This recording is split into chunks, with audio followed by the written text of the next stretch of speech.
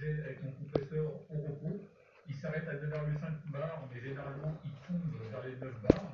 Là, j'enclenche la soufflette en continu pendant une durée de 5 minutes. Pendant 5 minutes, je vais débiter de l'air au maximum. À noter qu'on est sur un tuyau spirale, c'est-à-dire que le débit d'air est un petit peu moins fort. Là, on voit que le compresseur ne s'est pas enclenché à 8 bars, et il s'est enclenché à peu près à 7 bars au niveau d'outil et 7,25 bars au niveau de la cube. Alors que normalement, il aurait dû s'enclencher, je vous rappelle, à 8 bars.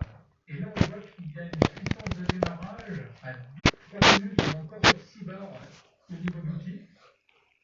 On va passer très légèrement en dessous des 6 bars. J'ai fait un test pendant 5 minutes.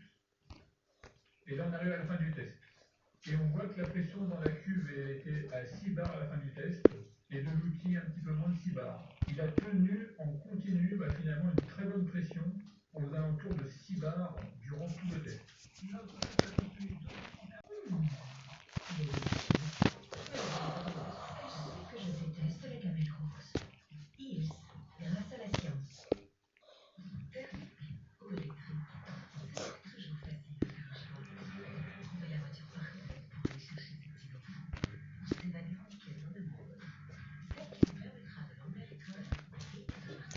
Ça plaît. Oh, ça va, j'aime bien la pastèque.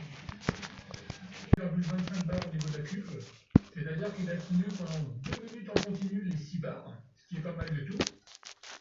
Là, on voit que ça commence à diminuer un petit peu au niveau de la pression. Au bout de 3 minutes en continu, on est à peu près à 5,5 bars au niveau du l'outil, 6 bars au niveau de la cuve. Au bout de 4 minutes, on est un petit peu en dessous des 5,5 bars. Et au bout de 5 minutes en continu, avant l'enclenchement,